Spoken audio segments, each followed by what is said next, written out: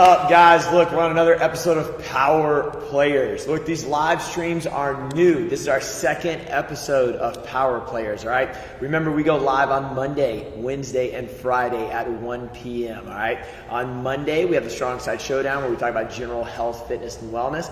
On Wednesday, we have Power Players, and on Friday, we have Fitness Business. And look, I'm excited for you, and I'm super excited. I'm like selfishly excited because I get to learn from some amazing people, and I get to hear what these guys are doing, and hopefully we can bring some of this to Strong Side. So today I'm with Rickey Banks, all right?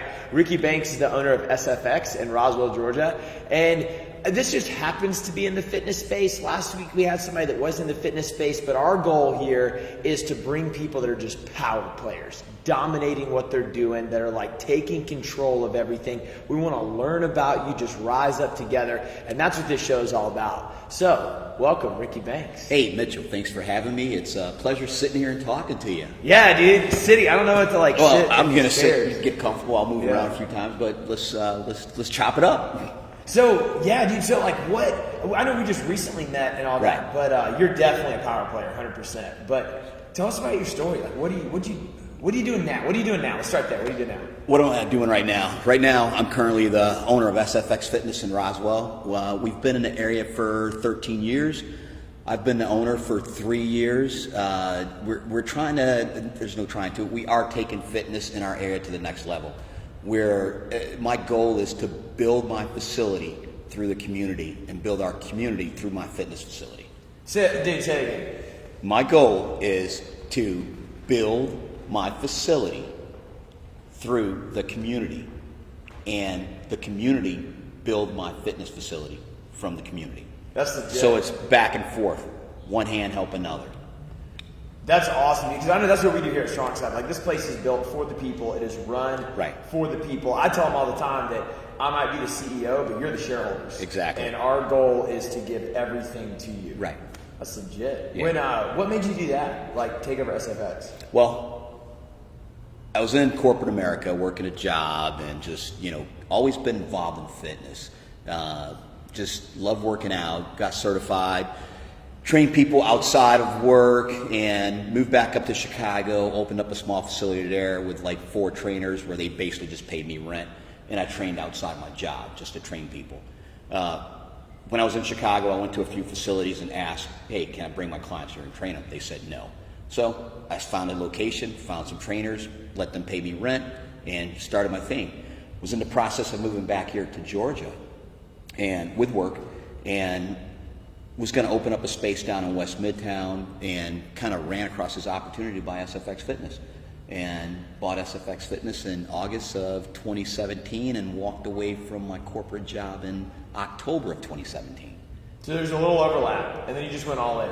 Yes, I did the overlap just to get some committed work out that I had committed to with the company I was with, and then walked away. So, and it was the best thing I ever did. Really? Yes. That's fun. Yeah. That's really, I know it's scary as crap to go like all in. Yes. But I mean, when you put some pressure on some stuff, even this whole coronavirus you're in right now, I mean, you put some pressure on some stuff, you make some diamonds. Yes, that's true. I mean, so how's that been the past 3 years? The past 3 years, one, taking over a facility that was there and was ran by other people, you have to go in and you have to change the mindset of your trainers, your staff, and your members, because they're used to the old mindset of the previous owners. So that was the main thing. First, when we took over, walked in, had a conversation with all the trainers and all the staff, and just kind of introduced myself and said, this is what I want to do. I'm not here to change anything. I'm here to make this place better.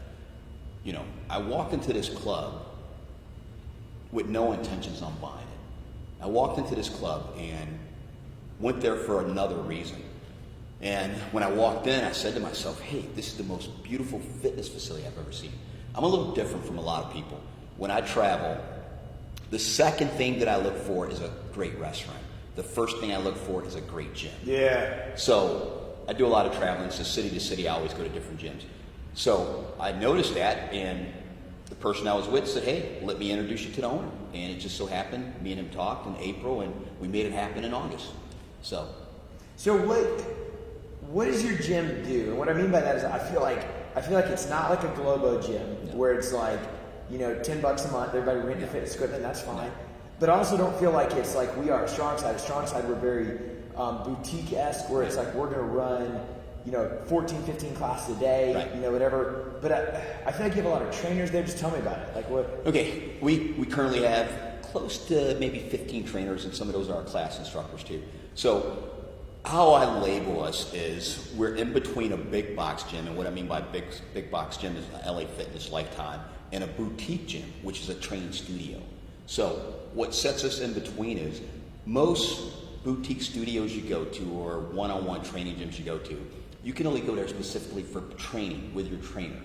And on your off days, you either work out at home or you don't work out, or you go to a LA Fitness or you go to a Lifetime. So you're paying two memberships. You're paying for your training here and you're paying for your workout membership here. So I combine that aspect. So now, if you're doing training with us, 2 days a week, 3 days a week, 4 days a week, on those off days, you can come in and use our facility. We have a full line of equipment, cardio equipment. We offer classes. We offer boot camp, group training, small, high octane, which is 4 people or less, group training and one-on-one training.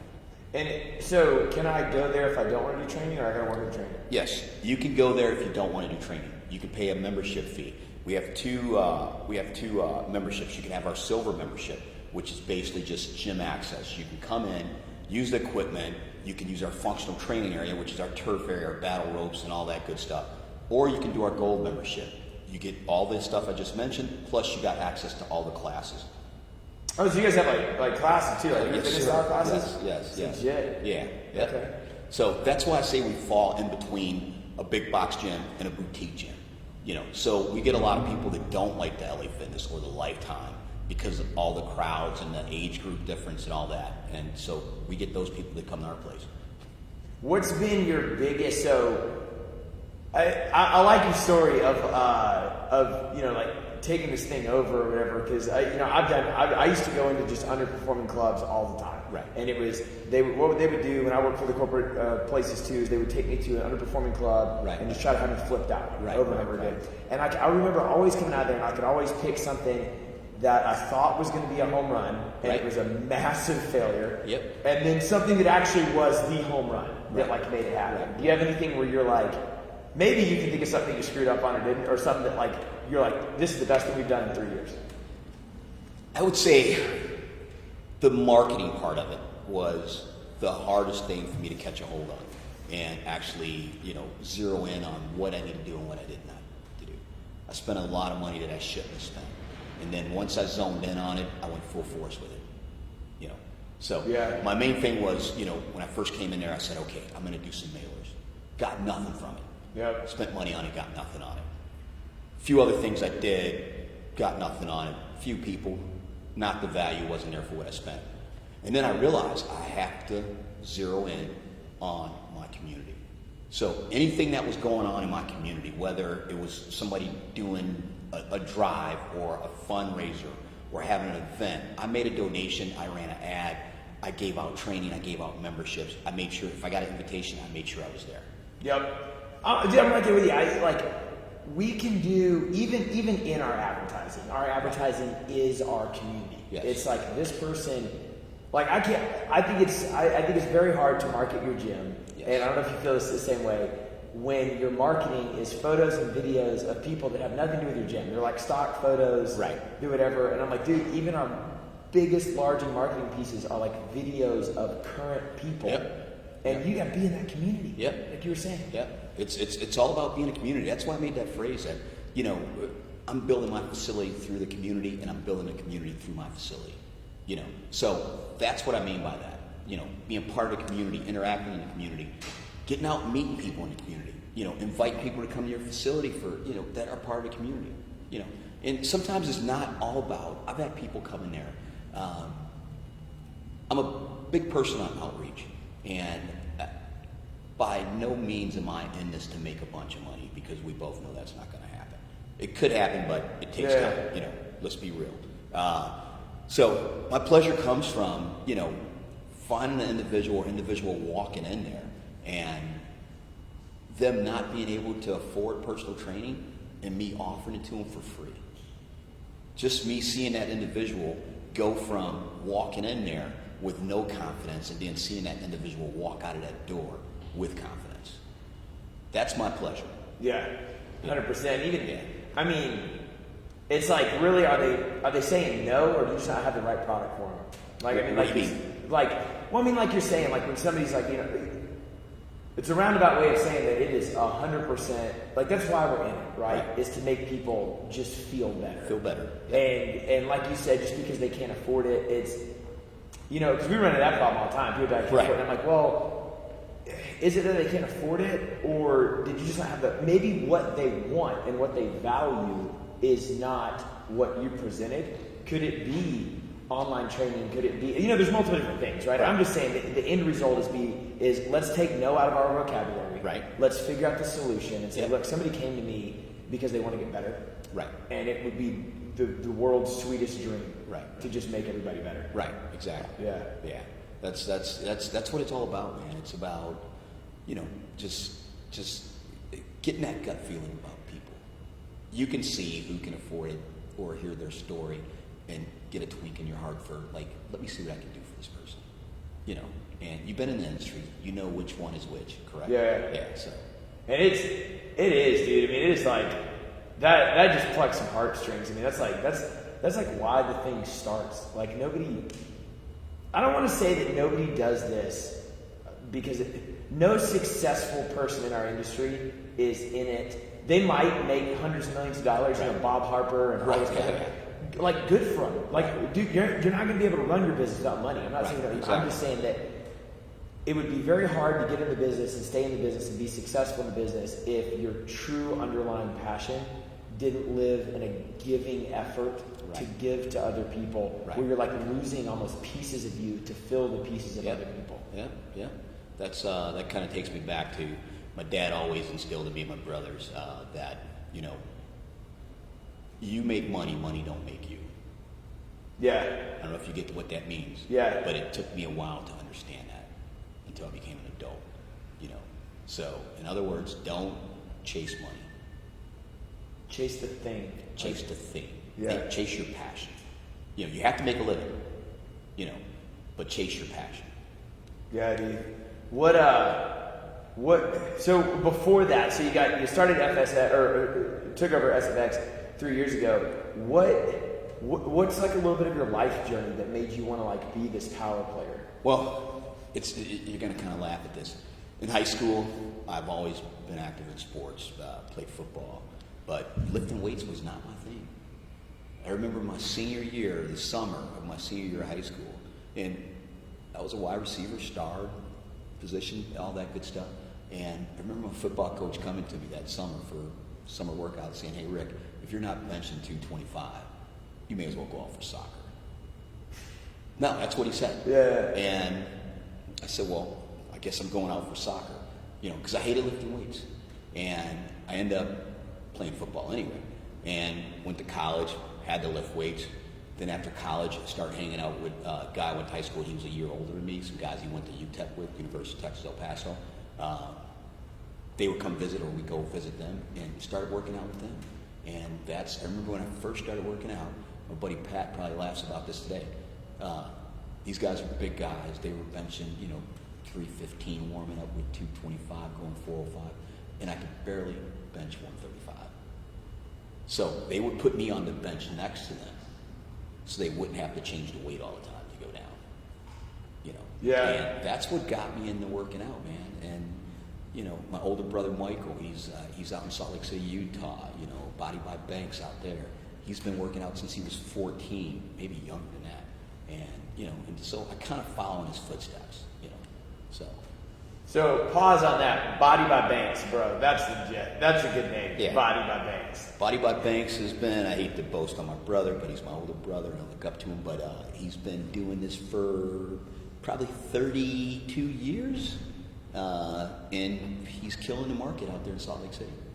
The name of his club is Body by Banks. That is awesome. Yeah.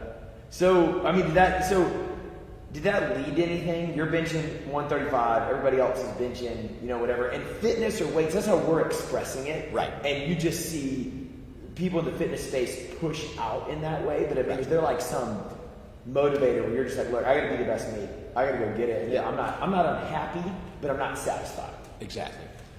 I'm always looking to grow, mentally, physically, and spiritually. That's what it's about. As far as business, I'm always looking for how I can improve. Some people sit back and say, Rick, you're doing fine in your space. I say, I don't see it. I need to see more. Not just on money-wise. I need to see growth. And you're probably the same way, and that's how I am. I want to see growth. I don't want to just see one facility. I want to see my next facility. I want to see my next one. And not just for profit. The more you can grow, the more you can help people. 100%, dude. Money is the scoreboard.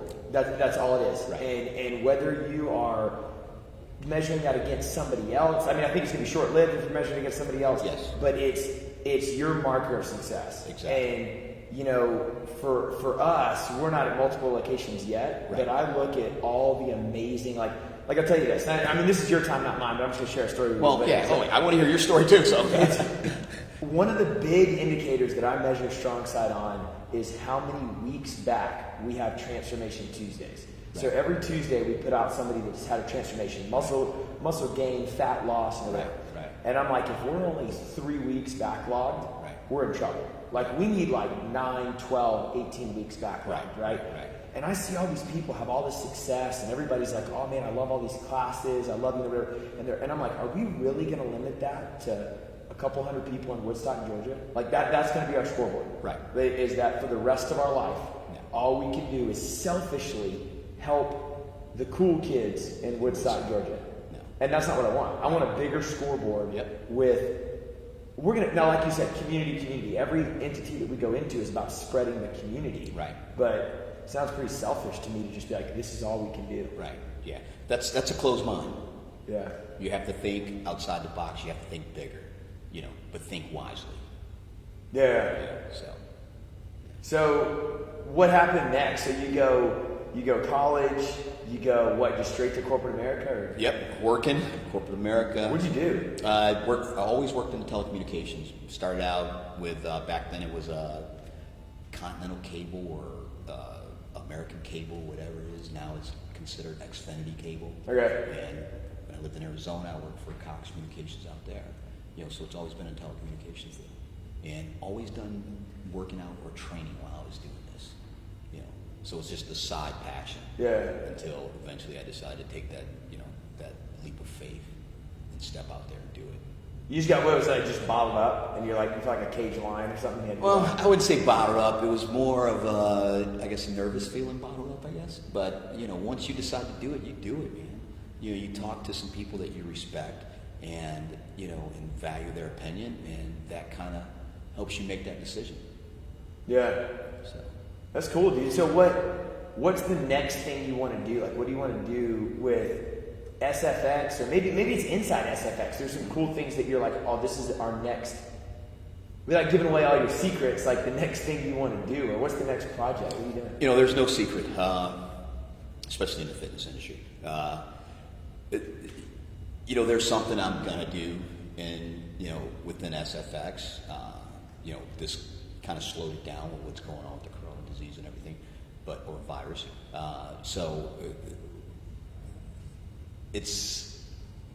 I'll be adding something to SFX. Let's leave it at that. Okay. Right? But we can all expect it to be massive. It's nothing that hasn't been done already, but everything repeats itself. So it's something that's been done. You just kind of take it and tweak it a little bit and do it differently.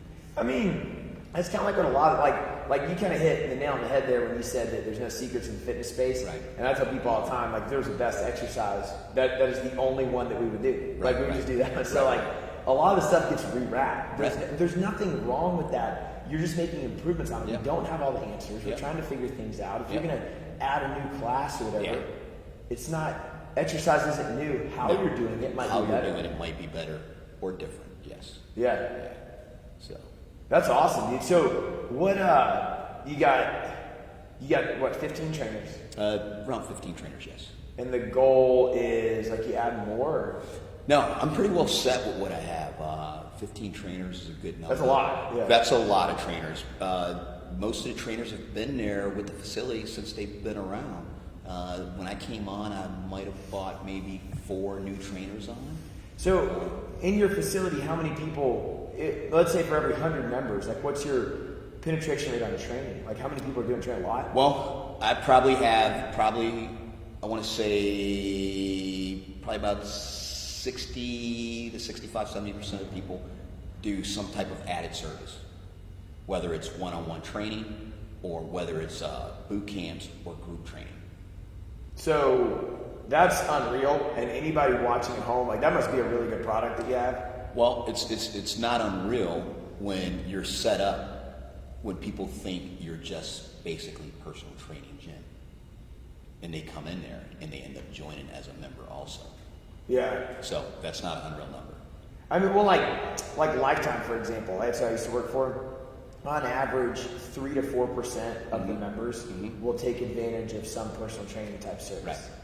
Right. Like that's the industry average is like 3 or 4%. Right. You're at 65. Well, you got to look at Lifetime's a big box gym. Yeah. What is Lifetime known for? Healthy way of life and But are they known for their personal training? Probably not. Okay, so the difference between Lifetime and my facility, we're known for our personal training and our group training and our boot camps. I'm saying yours must be good. Oh no, so that's why I'm saying it's kind of a flip side thing. Now, even with LA Fitness, let's look at LA Fitness. What are LA Fitness known for? I couldn't even tell you. They're known for just having a gym membership, going in there, taking some classes, going swimming, getting in the sauna. You know, their personal training is, their penetration rate on personal training is probably low, I'm not for sure.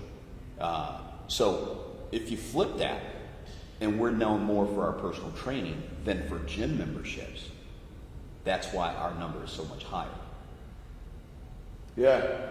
I love it. I love because even though we're both in the fitness space, like there's so many different plays in the fitness space. Like I don't feel like we're competitors or anything at all. No. It's different. But I just love how you phrase everything because that's what we do here. Like everything, how we do it might be different. Like we do all group classes and stuff here, but it is all member focused. What does the member need? What do they want? We are not looking at it through our eyes. We're not saying how would we want to be treated. No. How would they want to be treated? And I love that concept of how you're rolling with it. What I know we've talked about this a little bit before, but what's your things are shifting, and I don't know if it's going to be short term or long term, and I don't even know how long the short term is. But what are you guys doing to navigate this virus? And I know we've talked briefly about online training. And what's your thought on that? Wow. Truthfully, I'm not a big fan of online training. I'm more of a trainer. I think people do one-on-one training or small group training for that relationship, that one-on-one connection. It's like a person that goes to the same barber forever or same hairstylist. You've built a relationship. Can I build a relationship with somebody and I'm doing online training there in California? You can build a relationship, but is it actually a relationship? It's an online relationship. That's like online dating. You don't know if you click online, but once you meet, do you really click? So in between, if you're doing online training, can you talk about, hey, how's the family doing? Or how's work going? It's strictly online. There's nothing personal. It's like, get you on so I can get to the next client. You're the same way. You probably have clients that that tells you everything about them. Do you think that would happen online if you're doing online training? I think there's some elements that are different and neat about online, but I don't care how fit you think you are or are not, when you put some people next to each other, the Navy SEALs talk about this a lot, that you're bonded together through suffering. And like when you don't even know that you're both feeling the same hurt, and it like pulls you together. It's weird, but it makes a bond. It's what happens. I mean, look at us. We met how long ago? 3 weeks ago? Maybe 4 weeks ago. And since this corona thing has kicked in, how many times have we talked? So that built the bond because we're in the same space, the fitness space. So that built the bond between us. To call up and say, hey, Mitchell, what's your thoughts on this? Or Rick, what's your thoughts on this? We're building relationships right now. In this time of need, that's what's happening. I'm quite sure you have other facility owners reaching out to you. Hey, what's your thoughts on this? I know I do, and I reach out to other ones also. Yeah. So, to me, that's what the Philly is on online training and face-to-face training. Some people need that. Don't get it wrong.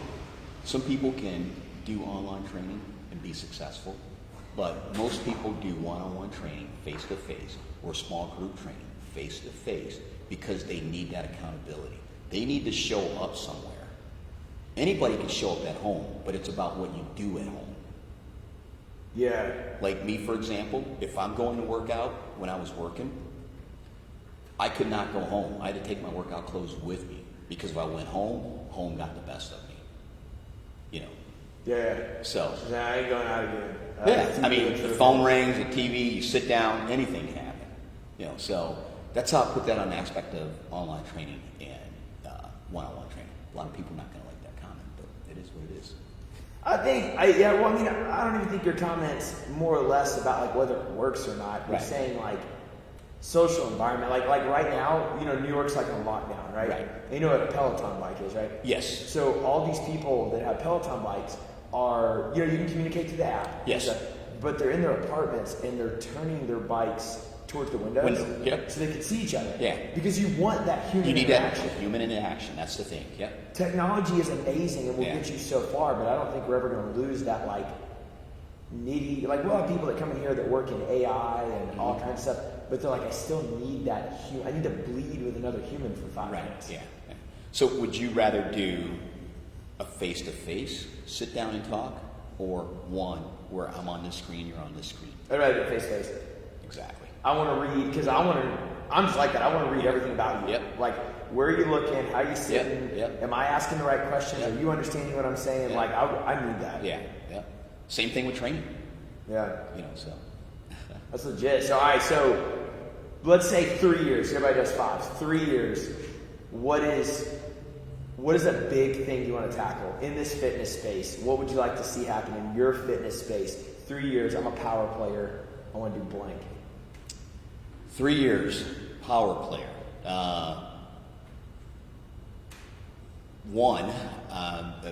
Hopefully I will. I'm going to have another facility. Haven't targeted the area yet. Had the opportunity to do one. I kind of backed away from it. Just didn't look right. So I'm going to keep that in motion, and that's going to be within 3 years. And the way things are going, it's going to be probably in 2 years. Now, when you say that, because I didn't set you up for that, but now I'm thinking about it, do you think it's going to be in 2 instead of 3? Because as traumatic as this thing is, this is just my viewpoint, that you can't have Hulu, Netflix, Disney Plus, like you can't have that many streaming services. Right. You can't have this many gyms. There's not enough humans to support Orange Theory and F45 and 15,000 CrossFit gyms. There's not enough people. Right. So like you're like, oh, I'm going to do it in 2 because I'm going to try to survive through this thing. Yes. Well, I think when we first met, one thing that you said that made me think was it's time to think about expansion. Yeah. You remember saying that to me? Yeah. And when I left here, I was thinking, and